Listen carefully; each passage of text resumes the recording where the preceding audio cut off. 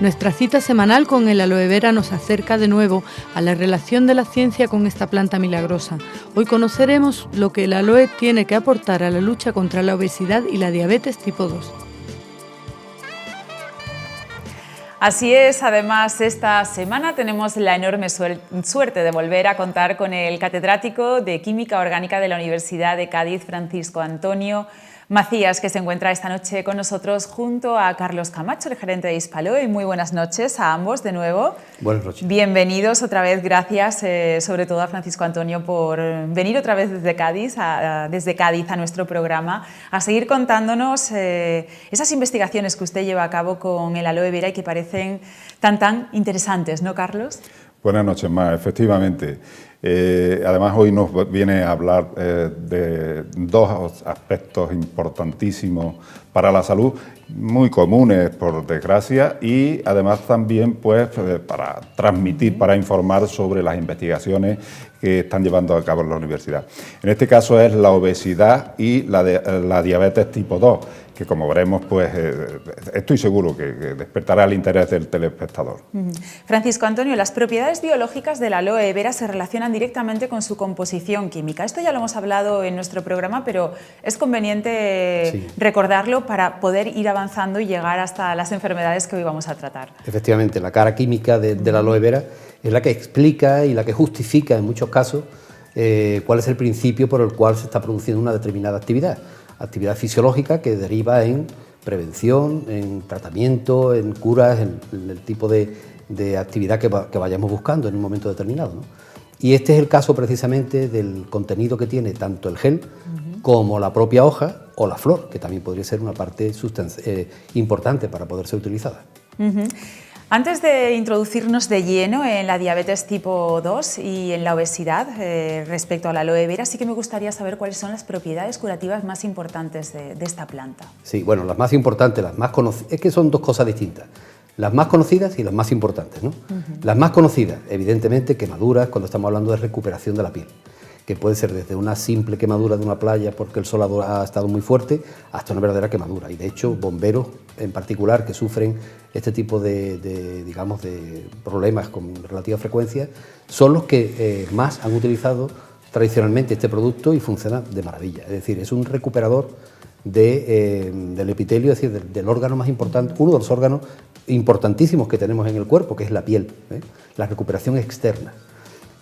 Todo lo que deriva de ello, es decir, todo lo que deriva ya no es una quemadura, ya puede ser una mancha, ya puede ser un pequeño roce, es decir, cualquier, o incluso una psoriasis, que podría ser también un caso también muy extremo, que sufrimos mucho y que bueno, no es más que una multiplicación celular indiscriminada de determinadas zonas de una piel determinada, ¿no? Entonces, todo eso, el aloe funciona estupendamente. ¿Qué más se sabe del aloe? El aloe también ha funcionado muy bien para problemas de estreñimiento, es decir, estamos hablando de que es una planta que regula con relativa facilidad los problemas intestinales, para hacer una regulación no solo por el componente más directamente relacionado con el problema de estreñimiento, que es la aloína, sino porque el propio gel, que es un polisacárido, el acemanán o acemanano, que también se le conoce, es un polisacárido que cuando se hidroliza genera un determinado tipo de elementos como son la manosa, la glucosa y ácido urónico, que no son metabolizados por el organismo. Entonces, al no ser metabolizados, tiene dos ventajas. La primera, ayudan al tracto intestinal, con lo cual las digestiones se hacen muy bien, pero luego la excreción es muy buena, es muy factible, muy bien organizada, muy metódica a la hora de producirse, y además eleva el sistema inmune del organismo. Es decir, que estamos hablando de una potenciación de algo que es básico. Es decir, el sistema inmune es nuestro sistema más importante que tenemos defensa para cualquier tipo de problema, ya sea bacteriano, hongo, virus, el que sea. Y ya adentrándonos en la obesidad, por empezar por una de las dos, según sus investigaciones, ¿en qué beneficia el aloe vera para el control y tratamiento de la obesidad? Sí, bueno, la obesidad es un tema bastante complejo. Esto no es una cosa que se pueda decir, la solución mágica es no. Yo diría que sí hay una palabra mágica en la obesidad. La palabra mágica es el equilibrio. Es decir, en la obesidad es una cuestión en la que cada uno tiene que analizar, cada persona tiene que analizar cuáles son los factores más importantes que influyen en su metabolismo para que derive de una manera o derive de otra. Entonces, el aloe, ¿qué es lo que ocurre? O sea, ¿qué puede proporcionar? a este tema, a este estudio concreto, ¿no? Pues básicamente lo que puede proporcionar es un material que le sirva para aportar oligoelementos, por ejemplo, que le puedan servir de alimento interno, proteínas, vitaminas, azúcares, estamos hablando, pero que, como ya he dicho antes, no se metabolizan, en algunos de los casos no se metabolizan, lo excreta y entonces tiene una sensación de saciedad, que es básica para la alimentación, pero que no interviene en aumentar la cantidad de glucosa en sangre o la cantidad de azúcares que luego van a derivar en una deposición en forma de grasa a lo largo de todo el organismo. ¿Hay relación, entendemos que sí, entre la obesidad y la diabetes tipo 2? Claro, por supuesto, es uno de los digamos, casos más claros, sobre todo la diabetes tipo 2. Muchos de los que la sufren suelen ser problemas muy íntimamente relacionados, problemas de gran obesidad con el tema de diabetes, ¿no? Sí. ¿Hay compuestos del aloe vera que se relacionan directamente con una bajada de los niveles de azúcar en sangre? Correcto. Ahí podemos verlo en algunas de las imágenes que están de fondo, que hay algunos compuestos como son las antronas o incluso los fitosteroles. Los fitosteroles suenan quizás más porque se están utilizando para el control del colesterol, por ejemplo. Pues algunos de estos fitosteroles que están presentes en el aloe vera, estos concretamente, son los que proporcionan un incremento, un descenso.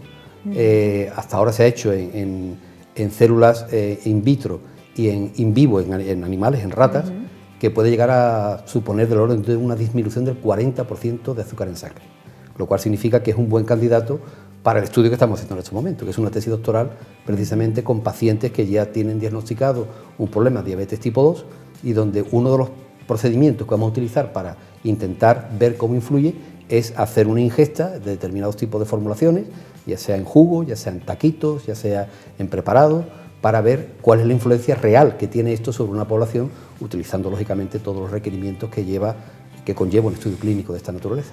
¿Y tienen ya resultados de ese estudio clínico? Estamos en ello. Estamos en ello. Todavía no se puede adelantar. No, todavía nada, no se puede ¿no? adelantar. Hasta ahora lo que hay son sensaciones, es decir, personas que lo han probado y le ha ido muy bien. Pero como eso hay mucho. Ese es el problema que tiene el aloe vera también, para lo bueno y para lo malo. El aloe vera es un nombre que te antecede a cualquier tipo de estudio que tú hagas. O sea, abre la puerta, pero abre la puerta y la cierra a veces, porque tú dices, bueno, ¿qué base sólida tiene esto? No hay.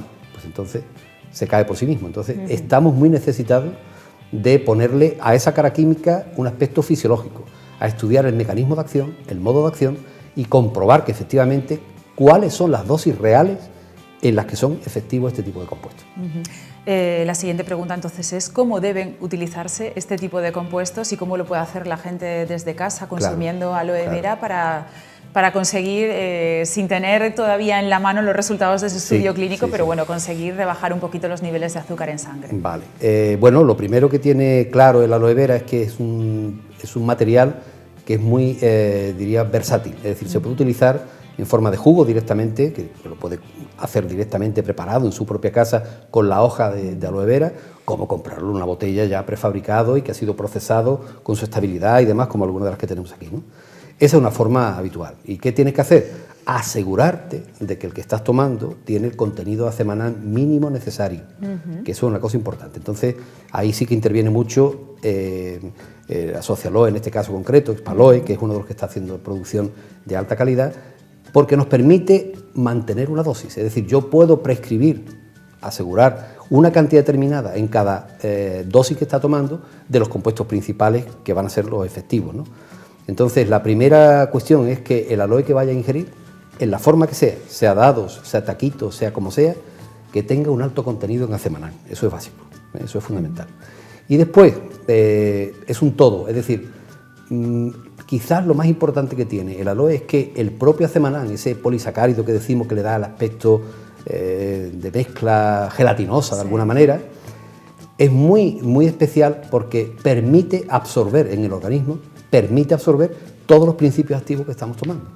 Ya no solo los propios que tiene el aloe, sino aquellos que hemos tomado de forma externa, como puede ser vitamina B12, como puede ser cualquier otro complemento que nos podría venir bien para el desarrollo de cualquier proceso. ¿Qué composición nutricional tiene el aloe vera? Pues bueno, hay tres cosas que son bastante claras, ¿no? Una, por ejemplo, que sorprende mucho, es el alto contenido en potasio. Es decir, tiene potasio, no tiene sodio. Ventaja inmediata, pues todo el que tenga un problema de presión arterial ya sabe que eso va formidable, además los problemas cardiovasculares, que como bien sabe, se utilizan en los tratamientos, pues bueno, no utilicen la sal común, sino utiliza la sal enriquecida con sodio, es decir, la aloe en este caso iría bastante bien. Es el primero. El segundo, importantísimo, el aporte de hierro. El hierro 2, en la forma de hierro 2, que es la asimilable, es la que forma parte de nuestra hemoglobina, claro. Entonces, este hierro 2, quitando lo que es la sangre y quitando los bivalvos, como puede ser el berberecho, o almejas, o mejillones, es la tercera fuente más importante que hay de hierro, de aporte de hierro inorgánico, asimilable, es decir, que el organismo es capaz de ingerir, ¿vale? Que esto es importantísimo.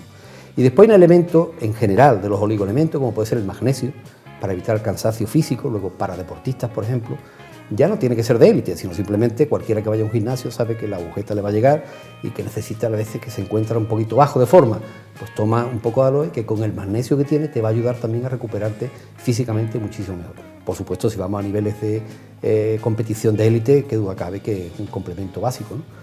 Y luego hay otro oligoelemento que yo pondría énfasis en él, que es el germanio. El germanio es un elemento poco conocido desde el punto de vista de cuál es la forma asimilable por el organismo, ¿no? La forma asimilable es el sesquióxido de germanio, fórmula un poquito rara, pero esta forma es lo que te permite es que cuando lo ingiere y se recibe por parte del organismo, se metaboliza y eleva los niveles de inmunológicos. Este germanio también lo tenemos, por ejemplo, en el ginseng, también lo tenemos en el shiitake, es decir, hay una serie de cosas que se les relaciona su propiedad estimulante, recuperadora, reactivante del metabolismo, se le añade o se le atribuye a la presencia del germanio. Bueno, pues el germanio que tiene la aloe vera es como 10 veces el que tiene el ginseng, para que tengamos una idea. Y esto estimula todo, las defensas, por supuesto, y entre otras, por ejemplo, pues incluso la propia caída de pelo, es decir, evita, no es que el que ha perdido el pelo lo ha perdido, eso está claro, pero sí que ayuda a que se fortalezcan los folículos capilares y pueda mantener pues, el pelo en buenas condiciones. Después de hablar con usted y después de todas las semanas que venimos hablando con Carlos sobre los beneficios de la aloe vera, ahora que usted se dedica a la investigación de esta planta y a sacar todos sus beneficios para, digamos, ayudar a los seres humanos a tener una vida mejor, ¿cómo no hay más investigaciones para sacar adelante medicamentos, tratamientos relacionados con el aloe vera? Quizás porque ha pasado lo que ya le decía al principio, ¿no? Tiene su cara... todas las monedas tienen dos caras, ¿no? Entonces la tarjeta de presentación es que el aloe sirve para todo. Claro, una cosa que sirva para todo, eso da mucho que pensar, prácticamente no va a servir para nada. Esa es la primera consecuencia que uno saca, ¿no? Después ha habido mucho oportunismo de mercado, es decir, hay mucha introducción en el mercado de productos que sin base alguna se coloca por el simple hecho de tener aloe. Claro, ni sabemos la concentración que tiene, en muchos casos ni existe, solamente el nombre, con lo cual el fraude llega ya a niveles importantes. Y en segundo caso, claro, la primera vez que yo lo pruebo, si veo que no tengo ningún tipo de efecto, se acabó para mí. Y entonces la propaganda negativa que hace sobre eso ya se multiplica. Desde el punto de vista científico, digamos, hay tres partes, ¿no? La primera parte es el conocimiento, la parte química, en ella se está haciendo un estudio bastante importante, porque no solamente está la variedad barbadensis, que es la que se suele utilizar fundamentalmente para este tipo de trabajo, sino que hay muchas variedades, estamos hablando de 280 aproximadamente en todo el mundo, y en función del tipo de compuesto que a mí me puede interesar, yo puedo incluso cultivar determinado tipo de material como fuente de un profármaco o de cualquier tipo de material que luego le pueda dar yo solución, ¿no? Y como decía, el tercer aspecto que es importantísimo también en medicina y en aplicaciones en general es tener estudios clínicos serios. Es decir, tú no puedes ir simplemente decir tómatelo y ya está. No, tómatelo y ya está. Primero vamos a probarlo con prudencia porque nunca se sabe los efectos secundarios que puede llegar a tener cualquier producto natural, sea el que sea. A veces son muy buenos y son maravillosos, pero hay muchos venenos que son tóxicos y son productos naturales, claro. Y ya antes de terminar, para resumir, ¿qué mensaje le podemos enviar a los potenciales consumidores de aloe vera? Eso es fundamental, eso es clave. Yo diría uno que es fundamental, que es lee la botella, es decir, busca que el contenido en acemanán sea el más alto posible. Eso es una garantía de que lo que te vas a tomar merece la pena tomarlo.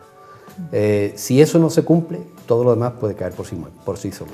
No te fijes en el precio, fíjate en la cantidad de acemanán que indica la botella que contiene. ¿Cuánto tiene que indicar para que sea...? Mínimo 1000 miligramos por litro. 1000 miligramos. Eso sería lo mínimo, para que tú te lo creas que merece la pena.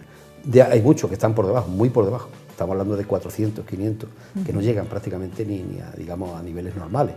¿Eso qué significa? Que es malo ¿En qué sentido? En el sentido de que yo, para tener el mismo efecto que el que tiene 1000, me tengo que tomar el doble. Por tanto, lo que te decía antes, es decir, estamos hablando de que lo más difícil que tiene ahora mismo el aloe es que hay que tener seguridad del contenido, la concentración que tiene, para poder hacer formulaciones con una prescripción seria a través del facultativo que corresponda, ya sea un oncólogo, ya sea un nutricionista, ya sea el que corresponda.